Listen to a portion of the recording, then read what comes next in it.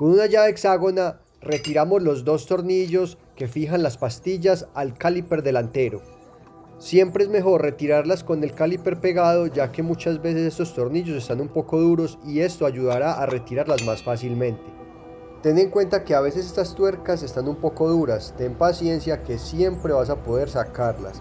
Ahora con una copa número 12 vamos a retirar los tornillos que van sujetados al caliper de la moto.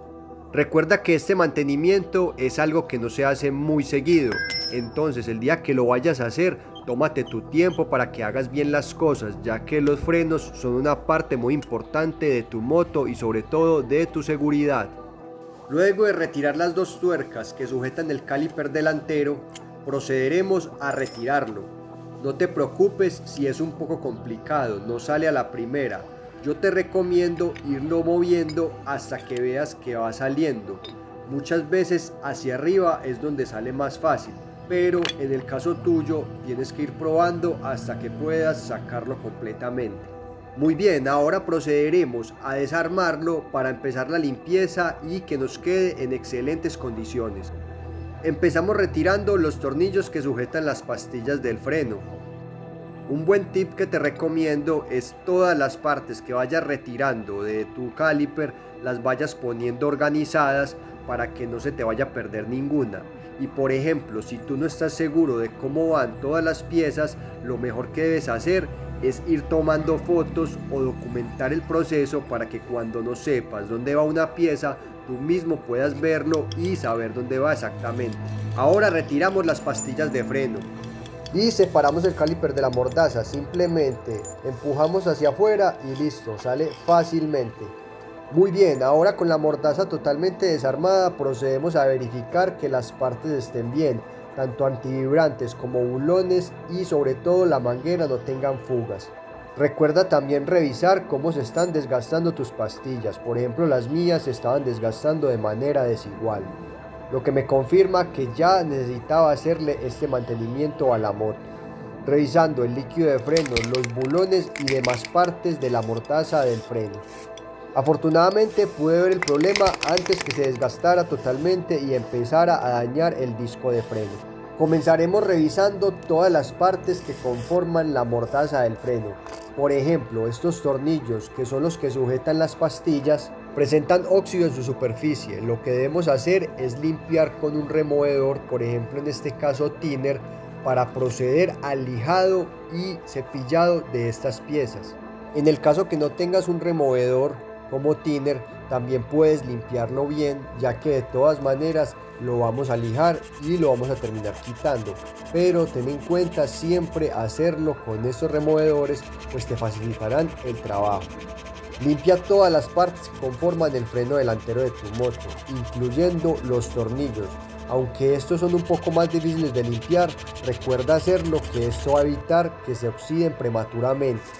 Si deseas podrías cambiarlos por unos nuevos, pero no te preocupes, no tienes necesidad. Con esta limpieza vas a evitar que el óxido siga corroyendo y te van a durar mucho más tiempo estos tornillos en buen estado.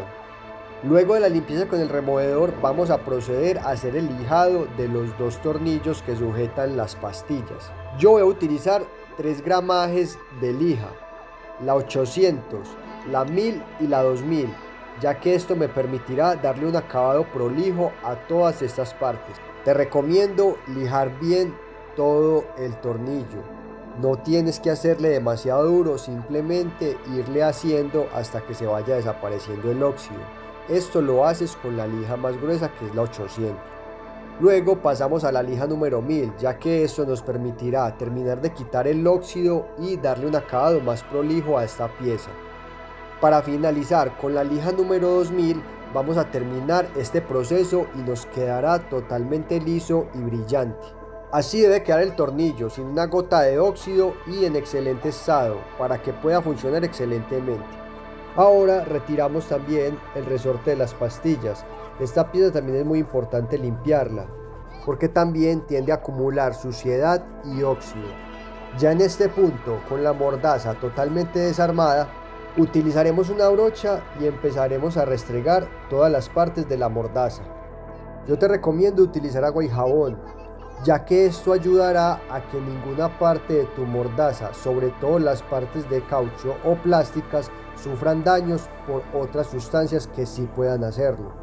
Como este no es un mantenimiento que suelas hacer muy seguido, intenta hacerlo lo mejor posible, pues esto ayudará a que tu mordaza esté en excelentes condiciones y siempre puedas frenar bien. Cuando limpies el antivibrante, hazlo con cuidado, pues este tiene dos pestañas que son las que sostienen una de las pastillas del freno.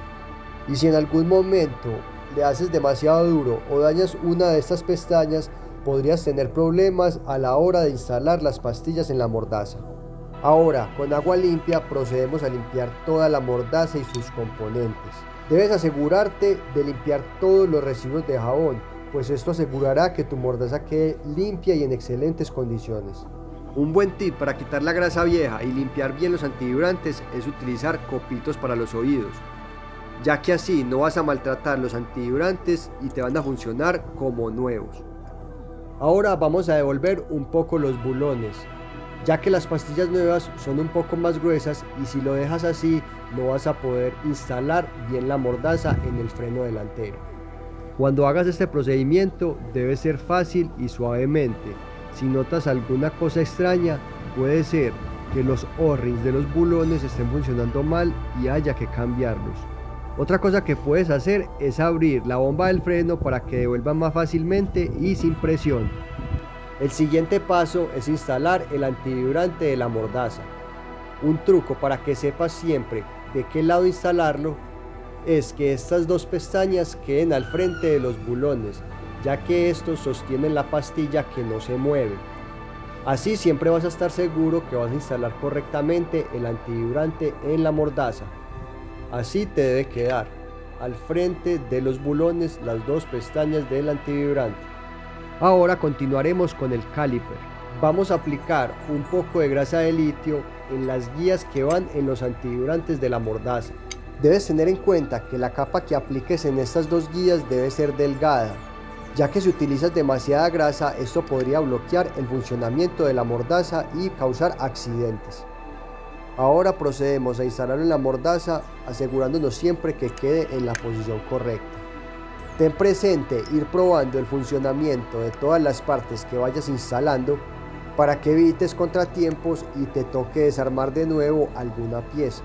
Ahora procedemos a la instalación de las pastillas. Como te he dicho antes, siempre ten en cuenta la manera en cómo van todas las piezas. Por ejemplo, en la mordaza de mi moto, una de las pastillas no tiene ninguna pestaña y va directamente en el lado de los bulones. La otra pastilla que tiene una pestaña se queda fija y va en la parte donde tiene las pestañas el antivibrante de la mordaza.